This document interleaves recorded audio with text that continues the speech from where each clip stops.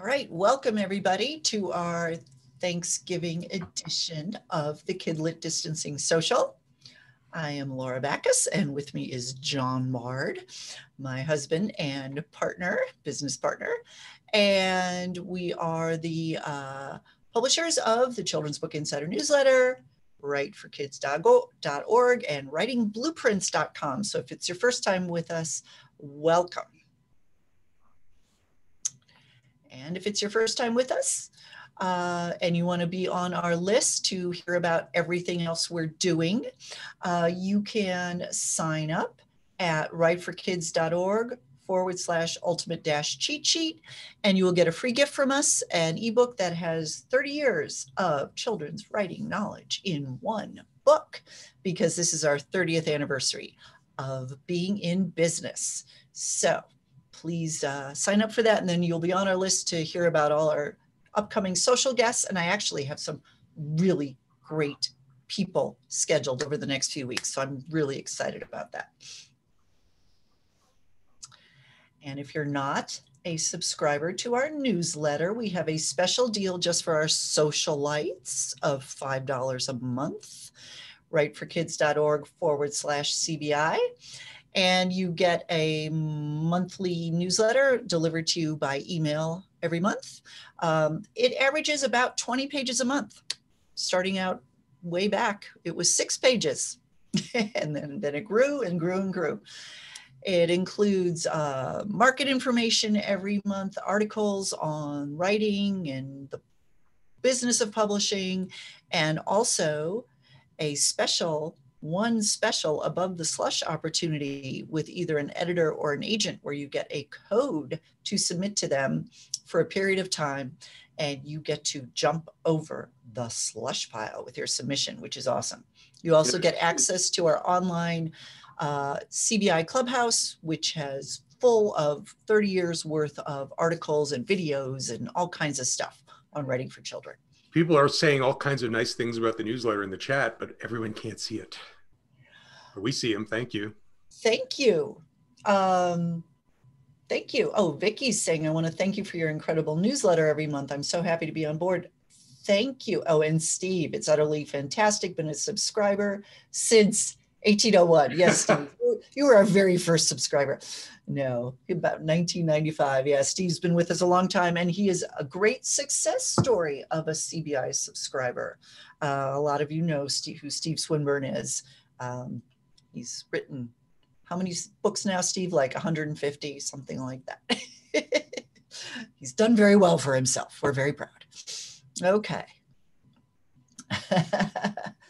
Just 40, he says. Well, that's impressive enough. Okay, so normally we do a Where in the World Are You, where I ask you to send us pictures of where you are and what kind of literary connection it might have. And we've gotten some really great pictures where we get to guess. Well, I decided today I was going to show you where we are, because this one is all about us tonight. So, and you don't have to guess, I'm just going to tell you where we are. Oh, Carol, yeah, you can't address everyone in the chat box right now. I can only see your comments. We'll change that in a little bit. So we live in Fort Collins, Colorado, and here it is in its holiday glory. This is our little downtown area. It is lit up every year for the holidays, and you can see the Colorado mountains in the background there. And it's home to Colorado State University and New Belgium Brewing. It does Fat Tire. Otterbox. Otterbox. We got a lot of, there were, which one started here? Was it Qdoba, or was it, what's the other Mexican restaurant that's kind of like Qdoba? Chipotle. No, I think Qdoba. I think it was Chipotle. One of them started in Fort Collins, and I can't remember which one. And by the way, the picture you're looking at is part of our old town. And the guy, his name was Harper Goff, who was the architect for Main Street USA and Disneyland. He came from Fort Collins, and he used a lot of these buildings as archetypes for Disneyland. So if you go to Disneyland, for example, the post office on Main Street, or the firehouse on Main Street, is an exact replica of the firehouse in Old Town, Fort Collins. So Right. there you go. Which is now a bookstore called Old Firehouse Books. So it's very, very appropriate. But I wanted to show you, we have a lot of authors who live here. And here are a few in the children's book realm you might have heard of. Lauren Miracle, who writes a lot of middle grade and YA, though she's also written chapter books. She's huge. She lives in Fort Collins. Todd Mitchell, who writes a lot of great YA. He's a professor at CSU also. Laura Risau, who writes an amazing YA. Red Glass is a big seller of hers. Temple Grandin, who is, a lot of you have heard of her. She's a professor at Colorado State University, but she's also autistic and has been very, very instrumental in sort of showing the world how the autistic brain works. She hasn't written children's books, but she has inspired several children's books. And here are 2 picture book biographies about her. Carla Oceanic, who wrote a great chapter book series called Aldo Zelnick, A to Z. There's a book after every alphabet. And a wonderful board book series that was illustrated by Julie Rowan Zock, who's an author illustrator who also lives in Fort Collins and has done these other 2 books. So we are, Lynn, hi Lynn. Lynn's here. She says, Temple Grandin did co-author one called Calling All Minds for Children. So that's good to know. I will look for that. And Claire Danes played Temple Grandin in a movie. There's a movie about Temple Grandin. Claire Danes from Homeland. Claire Danes is not from Fort Collins, though. No, but Temple is. Temple is. Well, she lives here. Yeah. So anyway, we're very proud of all of our various literary connections. And there's a lot of other authors who live here. These are just a few that I picked that you may know. Okay. So again, I want to know where you are. Take a picture of yourself if you want. You don't have to be in the picture. Some literary place, somewhere you've been, somewhere you like to go write, and send it to me with a brief description and the photo, and we will feature it on a future Kidlit Distancing Social. Email it to mail@writeforkids.org and put "where in the world" in the subject line. So I have some great celebrates today. Some really good ones, actually. We have Charles Fennon's recently self-published 2 books that he wrote and illustrated, My Friend Ralph, about a summer full of magical adventures, and Annie's Challenge, about a girl with dyslexia who has to give an oral report at school. So congratulations, Charles. Those just came out a few days ago. Ellen Tercio wrote, I just finished making my very first dummy and learned a lot in the process. So far now, the manuscript is down to 358 words after I applied the show don't tell principles, all with a dead computer and my old iPad mini's drawing app with an obsolete 53 stylus. Awesome. That's the only way to create a dummy. She says, it's a good start. It can only get better from here. Well, congratulations, Ellen. That's an excellent accomplishment, and good for you for getting that book down to only 358 words using show don't tell. And Allison Logie just self-published her first picture book, The Treetop Tooth Shop. And she wrote, what makes this special is that Chelsea, the dental hygienist in the story, is the red squirrel I raised and released 7 years ago. She disappeared the day after the illustrations were complete and then returned 2 months later, 2 days after my books were printed. And she sent a picture of Chelsea admiring the book in which she stars. That's a well-designed cover too. It's a good-looking cover. It's a great cover. So Allison said that she tells more about her raising this squirrel and the book itself on her website, AllisonLogie.com. So you can check that out. I think that's awesome. By the way, everybody, remember, put your questions in the Q&A box. We're going to be getting to them real soon. So go ahead and type them in there now. Yes. So I want to hear your good news. Email mail@rightforkids.org and put celebrate in the subject line. So any little thing you want us to celebrate with you, we are happy to do that. And we will feature you on a future Kidlit distancing social. Okay, so now this is the big test. I am going to turn on the chat box so everyone can see everybody else's comments. Oops. And what I want to hear from all you right now is something good, anything, something you're grateful for, something that went well for you. It could be writing related. It doesn't have to be writing related, but I just want to have a bunch of sharing now of something good, especially if it's something you are thankful for on this Thanksgiving week. And make sure to put it in when Laura changes the setting, make sure that you're addressing all panelists and attendees. And that way we could all see each other. And the reason we normally don't have this open is because there are some really horrible human beings who get a kick out of coming into places like this and saying terrible things. So we're going to hope and trust that none of those folks are here. And if they are, shame on you, first of all. And secondly, we'll just have to close the chat, but hopefully not. So we apologize in advance for any of that may happen. Let's roll the dice, Laura. Let's open it up and then make sure that you're all set to all panelists and attendees and let us know what you're thankful for.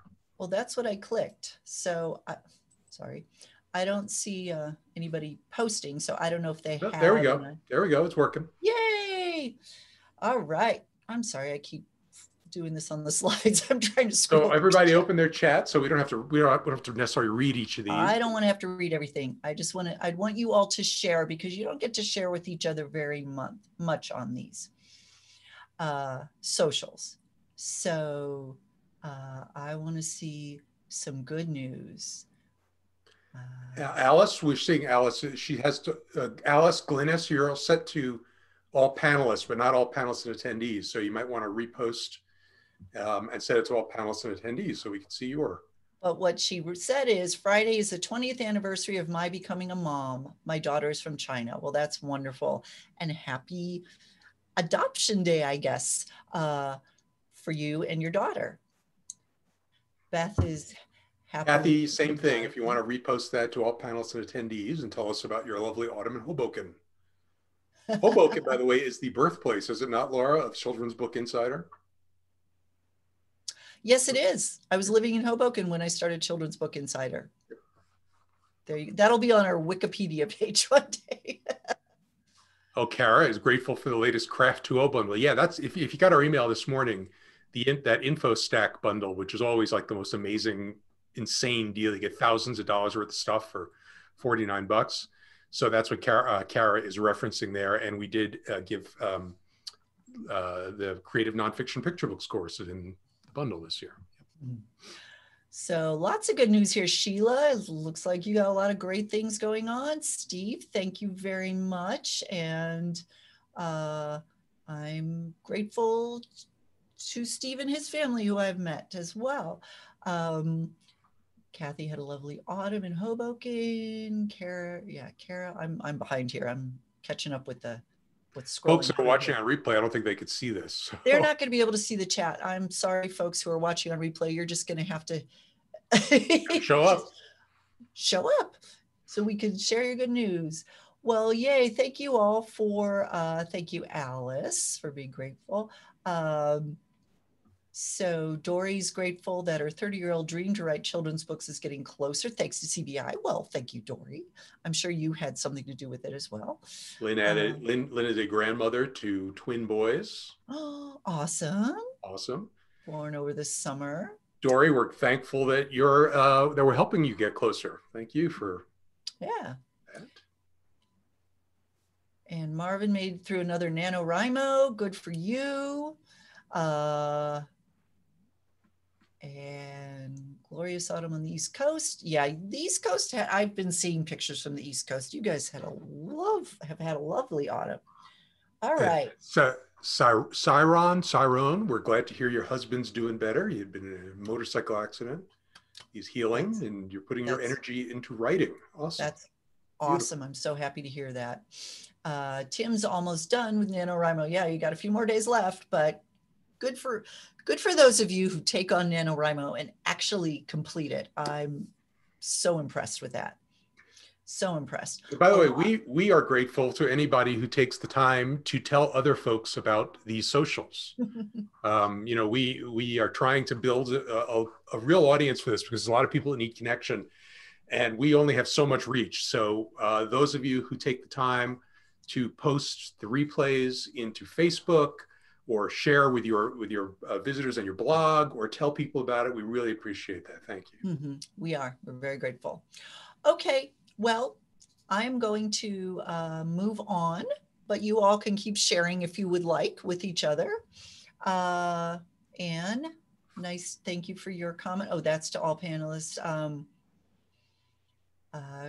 Grateful for recurring information, and I'm assembling a book to send out right now. Yay. That's Anne. She loves the socials. That's Anne. Loves the socials. I'm great. Dolores, grateful for friends and family and an amazing writing community. Excellent. Okay. Well, like I said, I'm going to move on. You may all keep sharing. And I'm so happy to see all those lovely comments in the chat box. Okay. So Laura, do you want me to pick out some questions? Oh, yep. Oh, I have one more here. Sorry. Yeah, I got weird with the slides there. Those of you watching on replay, I apologize. I had too many windows open. I couldn't keep track of what slide I was on. Okay. So links of interest. I just have a couple of really cool ones here for you this week that are fun. So poetryforkids.com. If any of you, and I want to thank Regina Montana for sending this into my attention. It's the website of Ken Nesbitt, the poet who has written a lot of books and also a lot of rhyming stories. But he's got, and this is basically a lot, he has created a lot of exercises and poetry lessons to teach kids how to write poetry, but they're really good. And if you are interested in learning how to write poetry yourself or learn how to create those sort of skills of lyricism and rhyme that you might want to work into a picture book, there's some really great stuff on this site. So I wanted to just alert you to that. Also, the Write Words site, which is writewords.org.uk, has two tools on it called a word frequency counter and a phrase frequency counter. And if you want to paste chunks of your manuscript in there, and it will scan it and it will tell you how many times you use the word, you know, diabolical or something, or amazed, or if you exclaimed, if you're worried that you're using words too much, it will highlight all of them and tell you how many times you use them. And the same way with phrases. And it's a really great tool to be aware of those overused words and phrases in your own writing. So I just wanted to pass those on to you. Okay, now it's time to ask us anything. And I'm going to stop sharing so you can see us. Okay, here we go. So start with Jean. Jean asks, do YA readers read the prologue or preface of nonfiction history books? And Jean is wondering if she has to repeat info in the main book. Yeah, that's always an interesting question because everybody has different opinions on that. From what I've seen, prologues and prefaces are not as common as they used to be. And if you're going to do it, it has to be in an extremely compelling way. Steve Schenken, who wrote the book Bomb, who sneak peek is going to be a guest on the Distancing Social in a week, I think. Is that next? No, 2 weeks, 2 weeks. December 9th, I think is the date. So stay tuned. But he's got great prefaces in his books because they pull you in, but it's like he's telling a story with them. It's like he's setting up the premise for a story he's going to tell you. So they have to be very compelling. In most cases, I think they skip them. I used to when I was a kid. And it's more common now to put info in the back matter if necessary, or work that information into the first chapter in some way, especially if you have to give the reader kind of a background of some sort. If there's a way you can work that into the first chapter, I think it is much more effective. Okay. From D, just the initial D. How long should a comp title comparison be? A phrase or a few sentences? Just a phrase or two is fine. So for those of you who don't know what comp titles are, often agents and editors in query letters ask you to list 2 or 3 comp titles, meaning comparative titles, titles that are on the market that are geared to the same audience as what you are writing, or that might have a similar theme or a similar tone, just so they can kind of get a sense of what you're going for in your book. And so you want to, if it's a really well-known title, you don't even have to describe it. But in general, you don't want to pick Harry Potter as your comp title because it sets an expectation up here, you know. But just a few words, just to explain sort of the tone or the premise or the character, you know, that has the same appeal as what you have, as what you're writing in your manuscript. Okay. Vicky asks, have you heard that YA fantasy is diminishing as far as agent interest? No, I haven't. I think we are seeing more in middle grade and YA magical realism, or sort of mashups between fantasy and another genre, fantasy romance, fantasy mystery, you know, so the straight classic fantasy, maybe not so much, but the fantasy elements are still very appealing to audiences. It's just writers are combining them with, you know, so magical realism might be a contemporary story that has a few magical elements in it that's mixed with a very real world story. So I think we're seeing a lot more of that in YA and middle grade. Sheila has kind of a good problem, but she wants to know how to deal with it. I have 2 interested editors and 1 agent based on a pitch at a writer's conference, but the agent needs to sign first. 1 editor read 10 pages but can't receive a submission without an agent. Are there any ways around this? So basically, does she have to get the agent signed first? Or is there a way around sharing the royalties with an agent, I suppose? Well, okay, so the way I understand this question, the one editor who read 10 pages at the conference wants to see the rest, but won't look at it until you have an agent. Correct. And there's an agent who's interested, and there's an agent who's interested. Right. So it's assuming that you want an agent. I think my approach would be to contact this agent and say, I have an editor who's interested in seeing the entire work, but they only take agented submissions. Is there any way, you've already expressed interest, is there any way you can look at this in a timely fashion and let me know if you are interested in discussing representation? And, you know, the editor at the writing conference, it's not like she's sitting there keeping track of how long it's been since she said she was interested in seeing your work. So it's not like you have to get to her today. So I would approach the agent first, but let him or her know that there is a time concern here, because you have an interested party, and see if they can, you know, look at it within a couple weeks and then go from there. That's how I would do it. Latina says she'd like to write chapter books, but she doesn't hear about agents or publishers looking for them. It's always picture books, middle grade, YA, etc. It seems like chapter books are often skipped over. So my question is, where can I find agents who want chapter books? Yeah, I think the problem is a lot of directories that list agents, they don't have a category called chapter book. So when agents go through and check the kinds of books they represent to be in the directory, there isn't a chapter book one to check.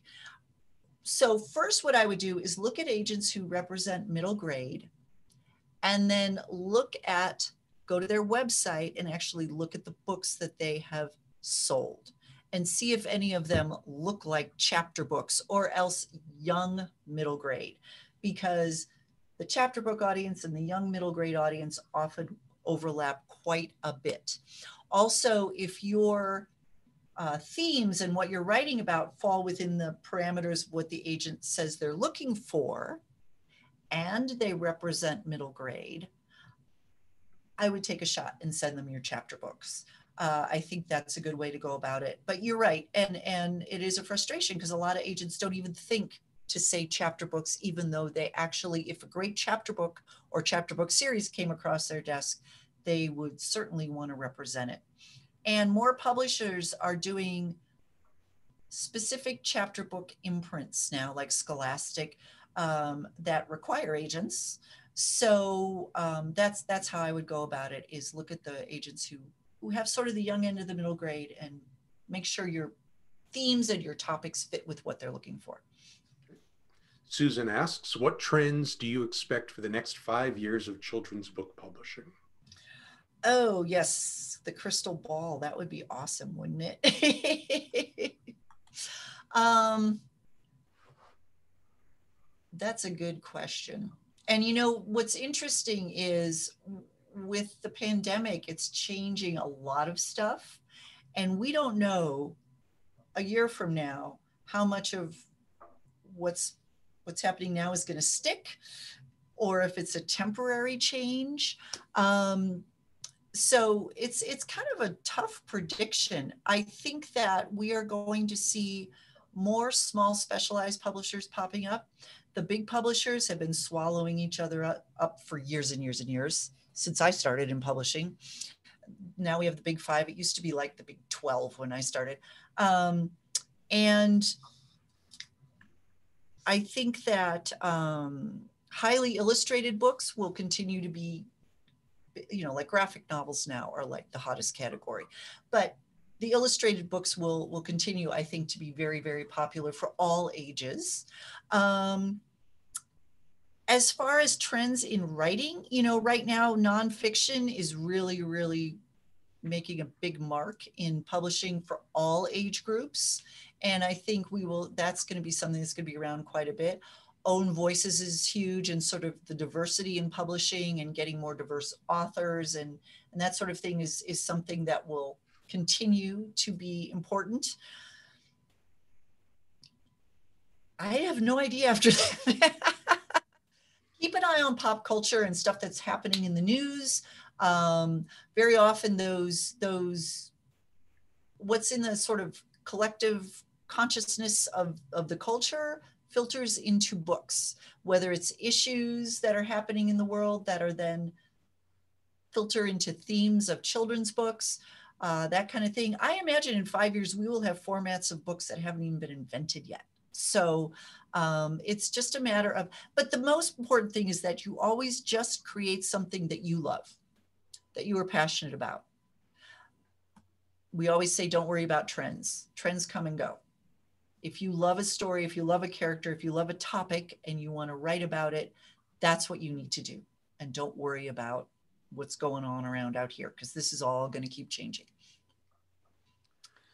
Let's see. Carol has a marketing question, so I'll take a shot at this. Oh, good. She's, let's see. It's a post-launch marketing question. She designed the purchase materials, posters, postcards, etc., to use with media, libraries, schools, bookstores, etc., to use during the month's post-launch. She did some guest posts, and then she heard that you should send actual books to everybody, not postcards or just network on social media. I'm overwhelmed and confused at this point. I have books from a tiny traditional publisher, and it's pretty much up to me. Social media, not my strength, though I post daily. Waste of time to send posters, one sheets to teachers, librarians, etc. Budget limited, so the thought of buying lots of books and sending them everywhere is costly. Any thoughts for the dedicated, introverted marketer? Well, first of all, I would try to identify a niche, an audience that will be most receptive to your book. Start with the topic, for example. You know, if it's a nature book, if it's about wolves, then, you know, whatever it might be about, if you could find an interest group that is particular, that has a real affinity for the book, that could help you reach people who might want to buy it directly, that's where I'd probably focus more of my energy, instead of just kind of doing a mass mailing to lots and lots of different people. But if you could find an organization and maybe you donate a portion of every, well, the proceeds to the organization, if you could find Facebook groups that are dedicated to that. And again, without knowing the subject of your book, it's a little bit hard. But I think that would be one approach. The other is try to find influencers, people who your potential buyers, parents in this case, are listening to or are connected to, and try to connect with those influencers. And again, I wouldn't, you mentioned about cold calling or cold sending. Yeah, I would instead try to spend some time cultivating a relationship with some of these people, some of these influencers, people who already are speaking to the people that you want to speak to. You know, go onto their blogs, comment, leave messages, get in touch by email, but don't push your book on them. Try to become part of the community and then work your way toward that. In terms of more specific stuff, I think the most impactful thing you can do is, assuming you're selling on Amazon, is focus on getting reviews on Amazon. Those really make a difference, and those give a lot of credibility to books. And there are methods for getting reviews. I know that I believe it was Deb Drum, has a really good course on getting Amazon reviews, but there's probably a bunch of others out there too. But I wouldn't, that way you're not just thrashing wildly. So to kind of filter it down, focus on where you think your audience is, or at least the parents are, the book buyers, and become part of that world, and focus on getting good reviews on Amazon, and then leveraging those good reviews by going out and saying, hey, I got, you know, it's 5 stars on Amazon, and then telling people that. So that would be where I'd start, because otherwise, you're right, social media can just be a massive time suck. So stay really targeted and focused. Anything to add, Laura? Yeah, I know what course you're talking about with Deb Drum, and it's been a long time since I've looked at it, but I believe she had a technique of, what you want to do is find authors on Amazon who have books that cater to the same audience as yours, who are pretty far up in the ranking, and simply ask them, can I send you my book, or will you review my book? Now, I can't remember how Amazon works. I think you have to buy the book to review it.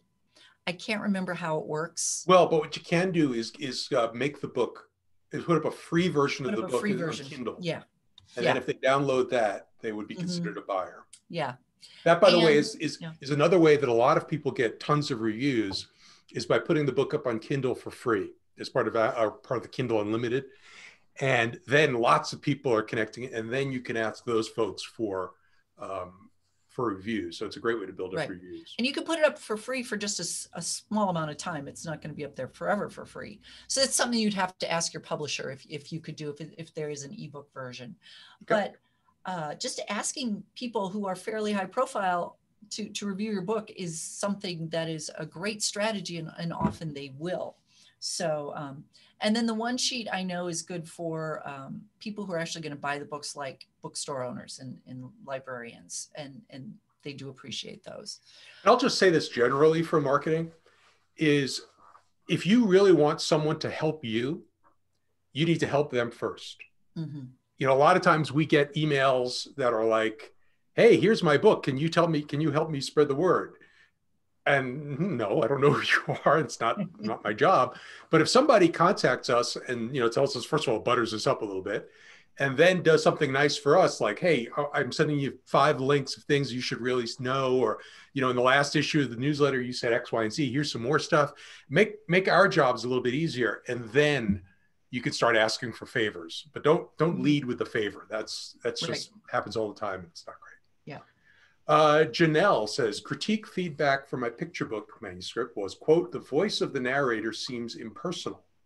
Any advice on how I can correct this and make myself as the narrator more personable?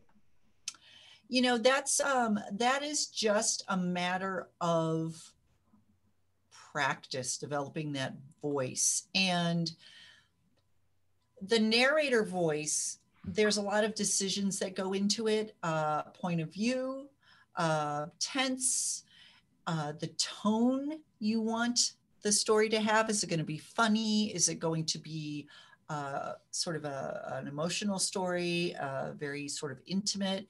Is it going to be suspenseful? And then each of those tones has a different syntax associated with it, and, you know, word choice and the way you construct the sentences. And so there's a lot of decisions that go into that narrative voice that make it unique to whatever story you are telling. And it could be what they are saying is, you haven't made enough decisions to make the story unique, and to make it, or to make the voice unique, and to make it really match the story that you're telling. It's just a very generic, straightforward voice.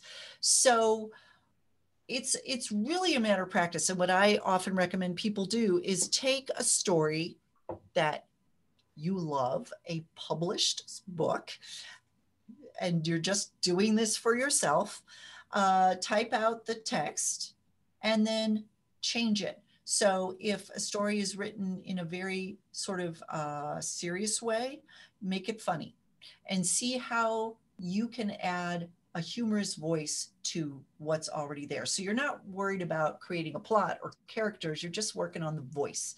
Change the point of view, change the tense, change, you know, from first to third person, you know, just play around with it. And I think what you need to get at is, what is the heart of the story that you're trying to write, and what tone do you want it to have?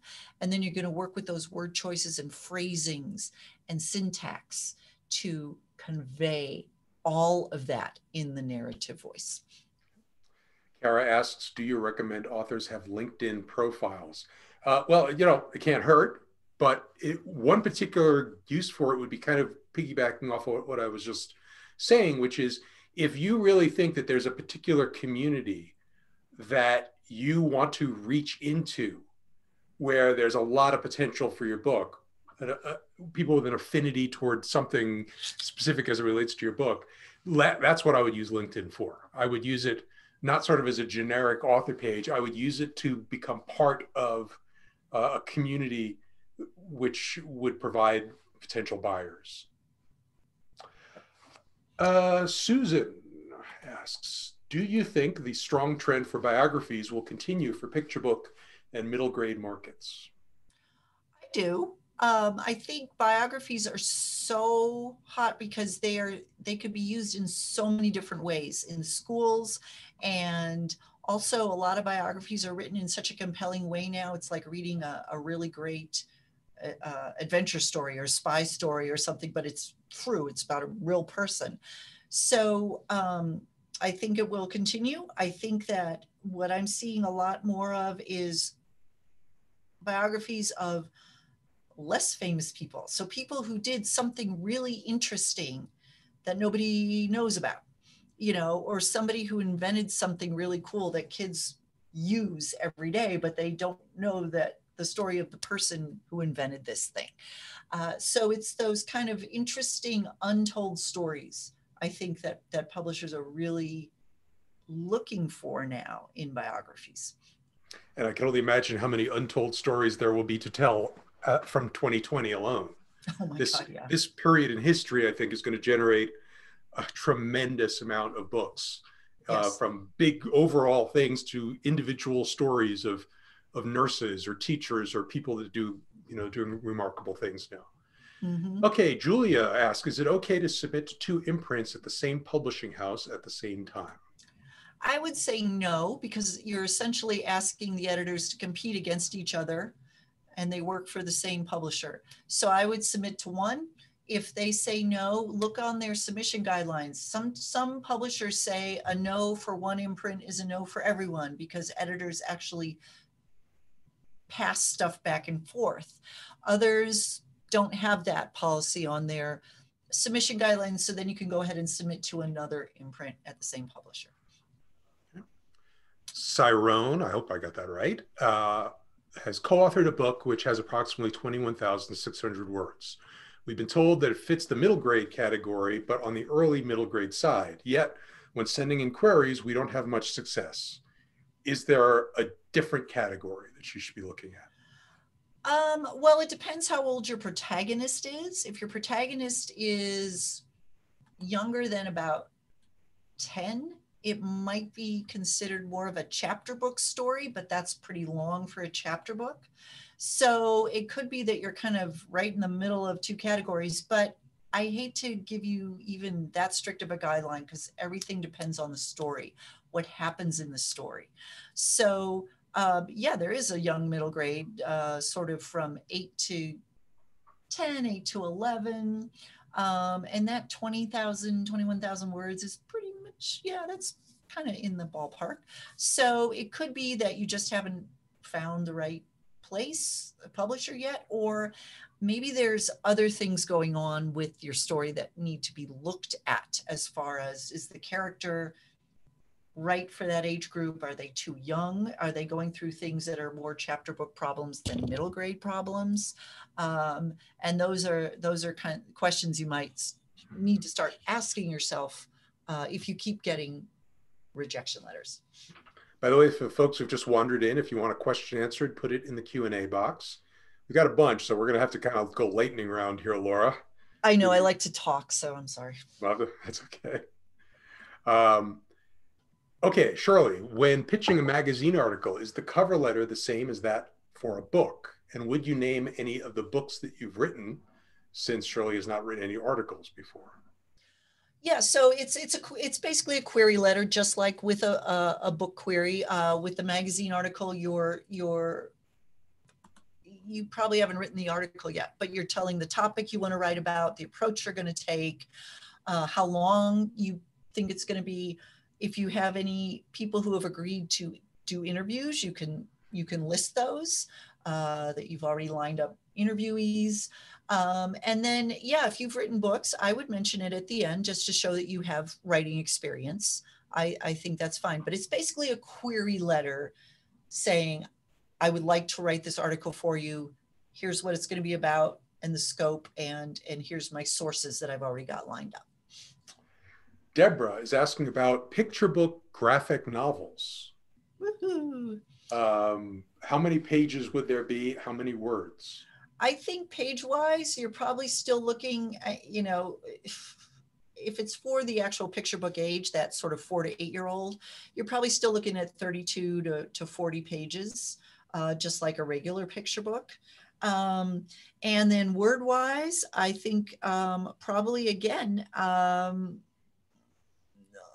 keeping it under 1,000 words is probably still important because with the graphic novel layout, you really don't have that many words on a page.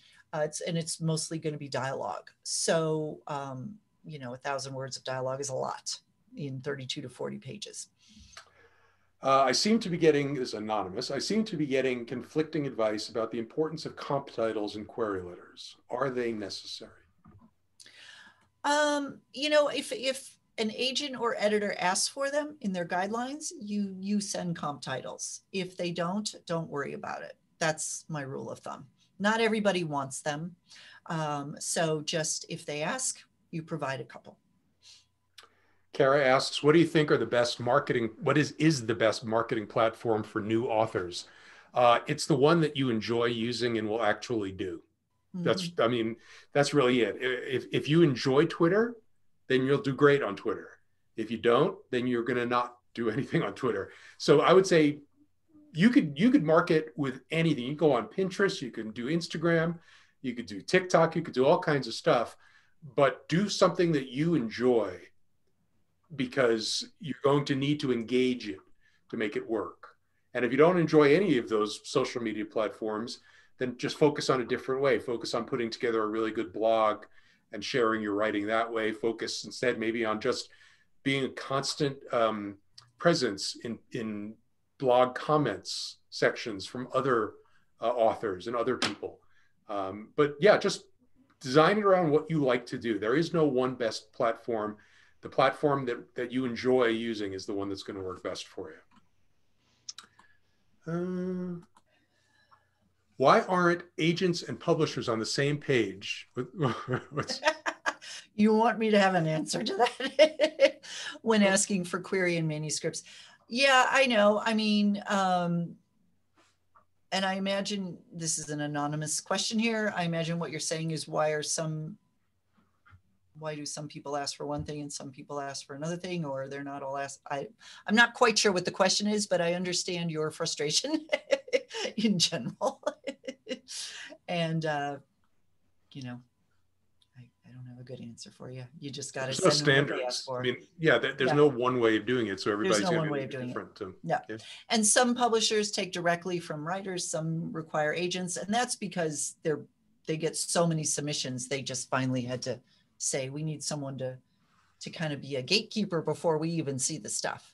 But if you're a CBI subscriber, though, you are getting more direction. You are. Because in the at press time, and then definitely with the above the slush pile codes, we're asking the editors and agents to be very specific. So, if you're getting the leads through CBI, you should be okay in that. Anne asks, what resources can you recommend to learn about writing early readers? Well, we have the Easy Reader upgrade of our picture book blueprint, where I broke them down. As far as, we do have our picture book blueprint on writingblueprints.com. And then I created an Easy Reader upgrade, which adapts steps to that to writing early readers. Other than that, off the top of my head, I don't know anything out there specifically that's been created for that. And the best way to learn is to just check a bunch of them out of the library and read them. Early readers are leveled. There's the very simple, and then they go up in complexity until we get to those early chapter books. And that's what I totally analyzed in the Easy Reader upgrade. But just checking a bunch out and really looking at how many words are there in each sentence, what kind of words do they use, how long are the stories, how many characters, how much dialogue. It's really like you've got to dissect it and by the way, if you're looking at the picture book blueprint Easy Reader upgrade bundle, go to writingblueprints.com and you'll see the bundle there, and you can use the phrase joyful, Joyful, and that's going to save you 20%. So that's a little. Did you put that in the chat box? Yeah, Laura, if you want to put that in the chat box, that's fine. All right, let's see. Okay. Our kids talk about kids. Kids couldn't wait to read Harry Potter. Are kids reading as much today? I would have to think this is a golden age for reading. There's a lot of kids with nothing much to do at home. So hopefully they're being given good books to read or finding them on their own. Any thoughts, Laura? Sorry, if you want to type that in the chat box about the picture book blueprint Easy Reader upgrade. Yes, they're reading. They're reading like crazy, and there's just such a variety, and there's books for every interest. I wish I was a kid now. It's really great. And what I love is, like I said, the illustrated books are so prevalent, and the graphic novels. Kids who are visual learners and like to get their ideas that way have so many options, which is just great. So yes, and you go to you look at the sales figures of books, and you look at when they have a book fair and there's children's authors there, how many kids show up to geek out on their favorite authors, and it's huge. So yes, we're good. Let's see here.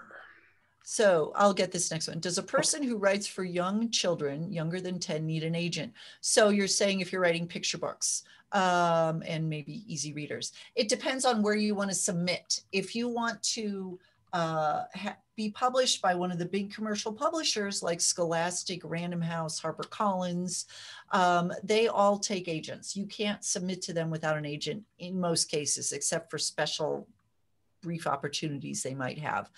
So then you do. If you are looking at a more of a mid-size or smaller publisher, independent press, you can often submit directly to them. So it depends very much on the kind of book you're writing and the topic and the audience and that kind of thing to figure out where would be the best fit for your book. And we have, not to hawk our wares here, but our manuscript submission blueprint goes into that in great detail. Mary Cole put that together. It's an amazing. By Mary Cole. Yeah, she did a great job on that. But there's all signs to sort of figuring out where your book might best fit. And that'll tell you whether or not you should try to find an agent first. Yeah. Sharon is self-publishing and had a great illustrator who had to bow out because of an emergency. So she wants to find another illustrator because she loves the style of her first illustrator and is overwhelmed by the number of sites and artists. Can't afford a very expensive illustrator. What's a good place to start to find an illustrator? Well, there are a couple. If you are okay with an illustrator who might be doing their first book with you, there's, and I don't have the URL on top of me, but our friend Mark Mitchell has a website called Marks and Splashes. He's an illustrator and he teaches people how to be children's book illustrators. And he has a service on there that is free. It's sort of a place where people like you who are looking for illustrators can contact people who have gone through his courses and are looking for illustration jobs. And he doesn't take any money. You just put the description of what you're looking for. The illustrators can send you samples from their portfolios, and then it's up to the two of you to work out an arrangement. But I think that's a good place to start because these are people who have been trained by someone who knows what they're doing, and they are looking to get some book, bylines. So if you just Google Marks, it's actually in the chat box. It's howtobeachildrensbookillustrator.com. So that's where it's not showing up in my chat box. So hopefully all of you see it. Hopefully you guys are seeing it in your chat, but it is. Yeah, I think they see it. Howtobeachildrensbookillustrator.com. Yeah, still not seeing it, but hopefully you all are. And another option, Laura, is you just use this service to get a logo for the project you're working on. Was it CrowdSpring, 99 Designs? What was it that you used? It was called, oh God, I'm blanking now. It started with an H. We looked at CrowdSpring. There's a bunch of them, but there are sites, 99 Designs and CrowdSpring are two of them, where designers, illustrators, and so on bid for a project. You put what you want for what you need, and then they'll actually do sample drawings or sample logos, and then you choose the one you like and hire them. So this way you actually get an opportunity to see who's out there. And one way you would do that is by going, if you for example use 99 Designs, you would look for illustrators. You can go look at their portfolios and then invite them to bid on your project. So that's a kind of real direct way of finding some people. And again, maybe you have people who've illustrated children's books before, but they are really talented illustrators. So the site I used was called Hatchwise, HATCHWISE.com, I believe. Yeah, hatchwise.com. And it's one of those, it's similar to CrowdSpring and all these others. I liked Hatchwise. They had levels. You decide how much money you want to spend on the project, and then people bid on it knowing that's how much they're going to get paid. So there are a lot of options out there for you. Okay. Alexine asks, should you say in the query that a manuscript is chapter book or chapter book slash young middle grade, or just pick one or the other? I would pick an age range that you think your readers are. So if you think your readers are, kind of 8 to 10, that's what I would say in the query. So, and then the editor can decide if they're going to call it a chapter book or a middle grade novel. It also kind of depends on the length of the manuscript. Chapter books are shorter. If you're getting more than about 15,000 words, you're probably moving into young middle grade territory. So there's a few considerations there, but I would just give an age range for the readership. Susan is interested in writing a graphic novel, but she's not an illustrator. How would she submit the manuscript? In other words, is it like a picture book where you're not the illustrator, yes, you're just sending in the story? Yes, you send in the story, and it is written like a script. So I would look up, you can Google, sort of script format, and there's going to be, the narrator, there's going to, graphic novels, there's sometimes in the first panel, it was a dark and stormy night, and then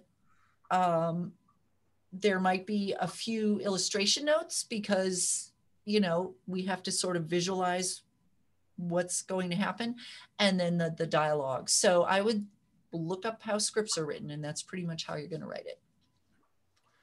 Ellen has a middle grade realistic fantasy, about 50,000 words, and Ellen is non-binary, and she asks whether she should make, or Ellen asks if Ellen should make the main character non-binary. I think you make the character who you want to make the character. If that's important to you, then that's who the character should be. It's the story you need to tell. So that's a personal decision on your part.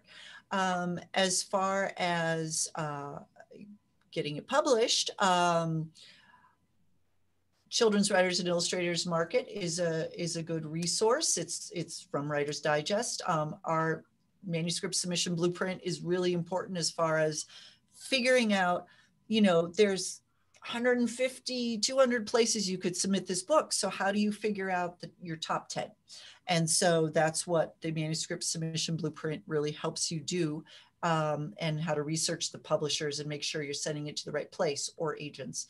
Our newsletter, Children's Book Insider, we have at press time every month where I list market information, and I always, anything listed for a publisher's market listing is they take submissions directly from the authors. They don't require agents, but then I also list some agents who are looking for new clients. So there's a lot of places to find ideas of where to submit it. But as far as the character, I think you make the character who you need to make the character to tell your story. And middle grade, I mean, that's happening now. That's not an issue. That's part of, everyone's story is being told, and middle grade is not too young or whatever to tell. Oh no, we are seeing that in picture books. We're seeing that, so that's absolutely fine. You tell the story you need to tell. By the way, I just put the link to, because we talked a bunch about manuscript submission blueprint. So that's in the chat box with the discount code built in, if anyone's interested in that. You should certainly go take a look at it, because again, Mary Cole and Laura collaborated on it, and it's an amazing, amazing thing. Mm-hmm. Smith likes the turkey behind me. Thank you. Yes. Sheila is saying, speaking of 2020, any thoughts about how to gently share within a fiction or nonfiction book this topic, the pandemic, with children appropriate to their ages? I think that's something we're going to be working out over the next several years. I think as far as sharing it with like picture book readers, there are issues like feeling safe, or having to adapt to a change in your routine. Things like that are broader issues that that kids are feeling, even during this time, obviously, that can be addressed in all kinds of stories. I imagine there will be middle grade and young adult novels that will be set in 2020 for whatever reason that they have to be set in this year. And they will have to reference the pandemic just because it's a part of life. But I don't think they need to be about the pandemic.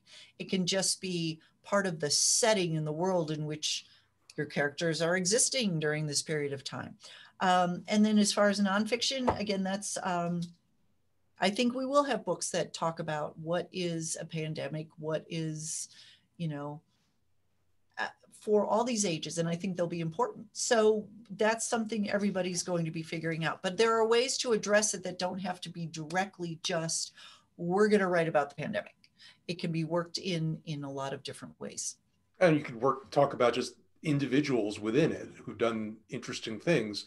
Sure. I think there's going to be fascinating books written about the race for the vaccine. Yes. There's going to be fascinating books written about healthcare professionals and what they've done. I mean, there's going to be so many stories. It's a little bit like, you know, how World War II, not to compare the two, but World War II is a piece of history that tremendous amount of art has flowed from, because it was such a monumental moment. Right. And to this day, people are still finding different angles and things that happened. And I think it's going to absolutely be this way. I imagine as far as the picture book and even articles for magazines, for kids magazines, there are probably stories about kids who have done some amazing things during this pandemic as far as helping other people, coming up with a way to, you know, make pen pals with people in a nursing home so that they don't feel lonely. I mean, there's going to be a lot of great stories like that too, of kids who have done great things during this time.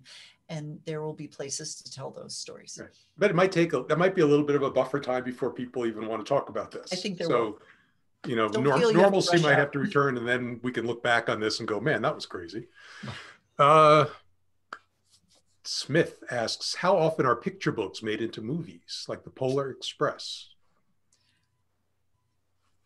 Not that often. Most picture books don't have nearly enough narrative to. Well, you know, what usually has to happen is the picture book has to be expanded so much so that it takes an hour and a half to tell the story. And, you know, you as the author don't really have a lot of control over that. It's some movie studio decides, oh, this would be a cool story. They contact your publisher, they negotiate the rights. You know, it's a cool thing if it happens, but you don't have any control over it. So I see a lot of YA books being turned into movies right now. Again, they have enough story to cover a 2-hour movie. Picture books, they have to be expanded. Yeah. Anonymous, how do you decide to self-publish instead of looking for an agent? Even though I'm getting encouraging letters from them, agents, it's still frustrating. Yeah, you know, that is a personal decision that you have to just, you know, decide, okay, I've had enough. I believe in my book. I think it's good. I think there's a market for it. I am going to do it myself. And then understand what's involved in that and be willing to take it on. And John? Self-publishing blueprint. I swear to God, we did not orchestrate these questions. You're getting the idea that we have created blueprints to answer all of these questions. That's true. Let's see. Blueprint. Yes. Glynis, my middle grade manuscript. Sorry, I didn't quite finish answering. Oh, I'm sorry. Go ahead. But it's a personal decision that you just have to make at some point, and know if you're self-publishing, that's a great option these days. But you have to be prepared to do every job that the publisher would be doing. Otherwise, you're not going to be doing it well, and then you're wasting your money. So again, research what goes into self-publishing. Yeah. And by the way, with all these blueprints that we're mentioning, we have free trial editions. So you can download those and get a taste of some of the stuff. So when you're on the Visit Writing Blueprints, and along the top, you should see free trial editions. So just download them and you'll get lots of good stuff. Let's see, Glynis, my middle grade manuscript leans toward girls. Is that something to mention in the query, or is it best to leave it open? No, I think it should be clear from your little plot synopsis that you send in your query. Maybe a comp title or two. If you think it's important that the editor really get that sense, you could mention a couple other books out there that have the same audience that the editor would know, and then just let that speak for itself. Okay.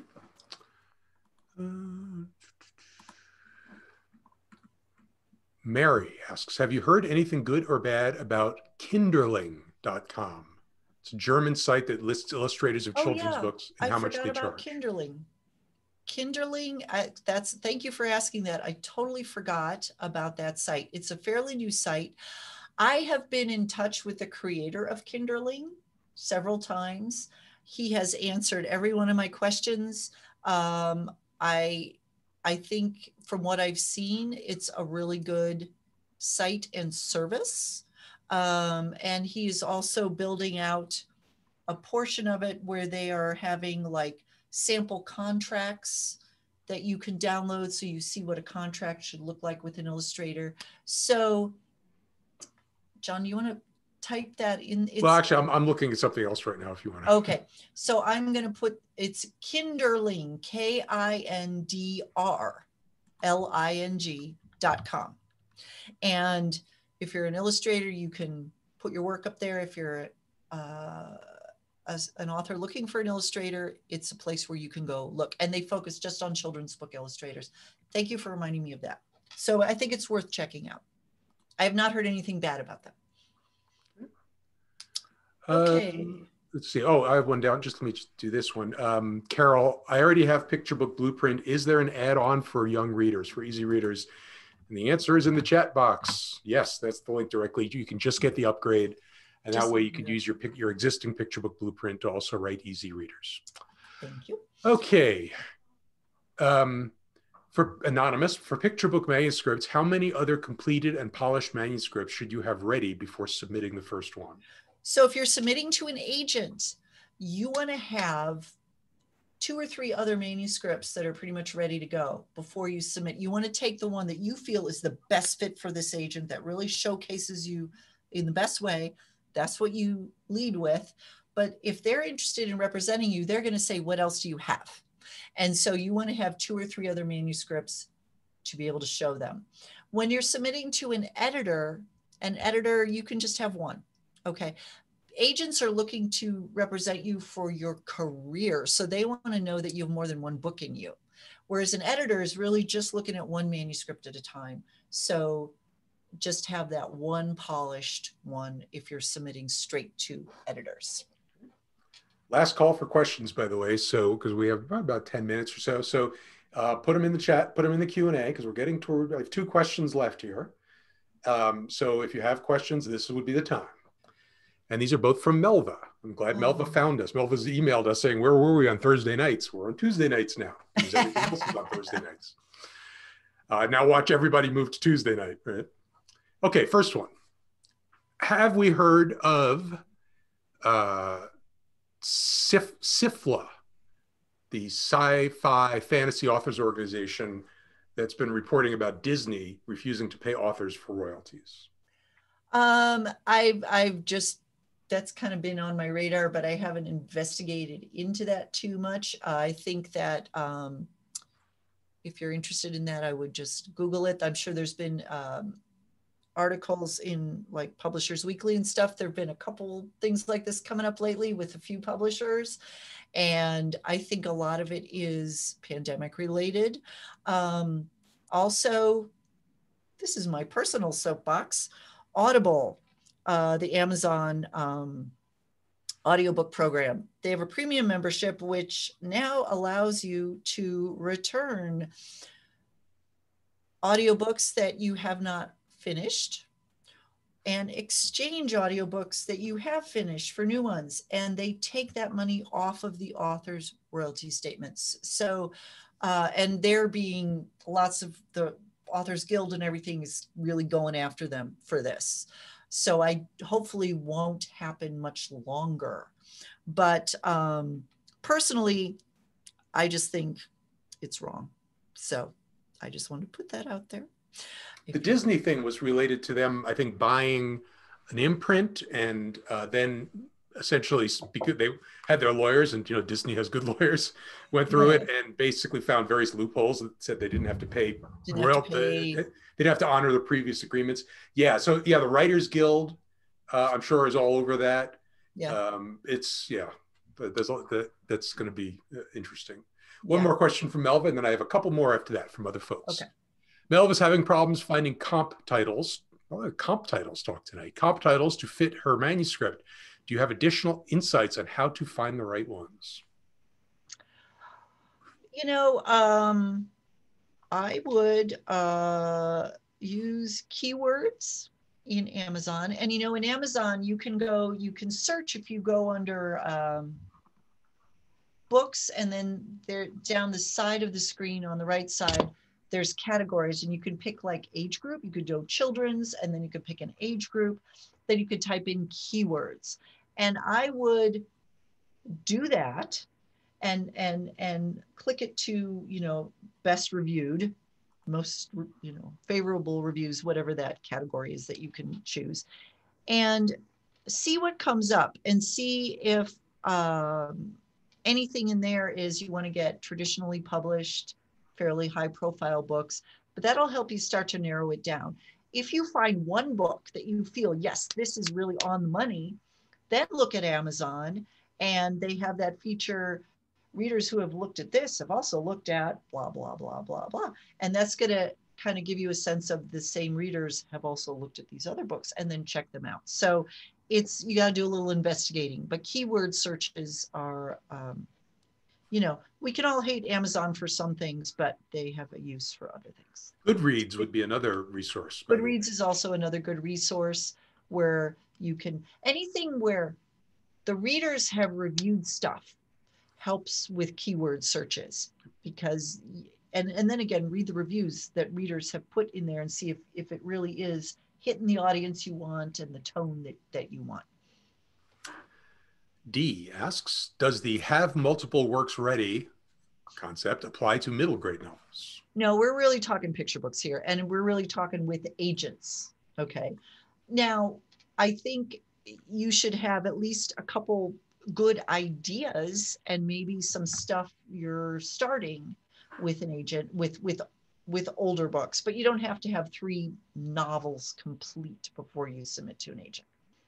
Susan asks, can you talk about author scams and publishing companies to avoid? The best, I just put in the chat box, the absolute best resource for that is Victoria Strauss and Writer Beware. She is a fearless advocate for writers, and she will tell you. I mean, I would follow her on Twitter, and I would check in whenever necessary with Writer Beware. That's one thing that that we do, is if we hear about a new agent, for example, that we're not familiar with, or a publisher we're not familiar with, we'll go and make sure that nothing has come out, because if it has, she'll have it. So yes, sfwa.org is her site, Science Fiction Writers. She's sort of part of the Science Fiction Writers site, but she deals with all kinds of publishers. No, she does amazing work. Yeah. Why do agents always use the same basic lines when they send rejection? I always receive, writing is subjective. Is it necessary for an agent to state that?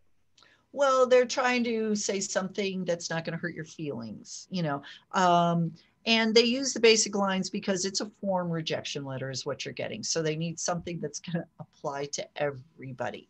And so if you get a rejection letter that has specifics in it about your book, that's actually a really good sign, because the agent has taken the time to give you specific feedback, meaning that she feels there is promise here.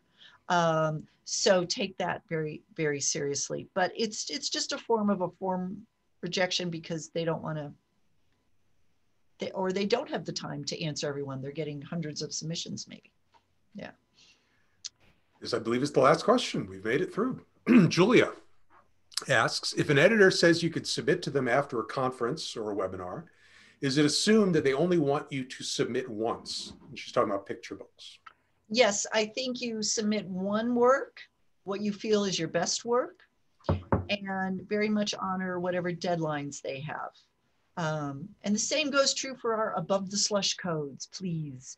One work, your best work before the deadline, before the code expires. And, you know, as with above the slush and conference opportunities, take the time to revise and polish that work before submitting it. You have one shot to make an impression on this person. So don't waste it by just hitting send for something that you haven't really, really polished. Yes. Well, I think we're about done. Laura, do we know who the guest is next week? Let me, it might be Steve Schenken. Let me just look at my calendar here if I can get to it. And again, everything that you guys do to help spread the word about these, we really appreciate. We want all writers and everybody who loves children's books to come and hang out with us on Tuesday nights. You can tell it's a pretty helpful session. So we always have great guests, and we just love to spread the word. So just if you've enjoyed tonight and you're enjoying the socials, the only thing we ask in return is help us spread the word by telling everybody about it. All right, I'm pulling up the calendar. I had like 8 windows I had to close over on top of it. How does this happen? Okay. Oh gosh. So yeah, that's the first. Next week is the first. So that's Lee Lyon, who's an author, illustrator, and also CBI subscriber. Woo. So that's awesome. And then the next week after that is Steve Schenken. And then after that, I have Holly Hattem, who is an illustrator and author whose work has been on the New York Times bestseller list. So we got some good people coming up. And please, if you have topics that you'd like us to cover, if you have guests that you'd like to suggest that we reach out to, just email Laura, and we will do that. We're pretty good at finding interesting people, but there's lots of people we don't know. So if you do, tell us about them. Yeah, tell us. And Melva says, why did you move the day of the week? That's our last question for the night. Because everybody else was on Thursday nights. We started there and like there was nothing else going on. Then suddenly SCWI and a bunch of other folks started booking things on Thursday night, purely coincidental, I'm sure. But it got to a point where people had to decide which one they wanted to go to. So we made life a little bit easier for people, and we moved to Tuesday nights. Absolutely. All right. And also, yes. I am looking forward greatly to the Kidlit Distance and Social just becoming the Kidlit Social in a few months. Yeah. Told you this would end someday. We're distancing, though we'll always be distanced from you all. No. We're Zoom. Well, I think that's about it. Any other final words, Laura? I'm good. Thank you all for showing up the 2 days before the holiday. Have a lovely Thanksgiving. Absolutely. Happy Thanksgiving. It's going to be a little bit different this year, but it's still Thanksgiving. Yes, yes. And we will see you all next week. All right. Bye, everybody. Bye, everyone.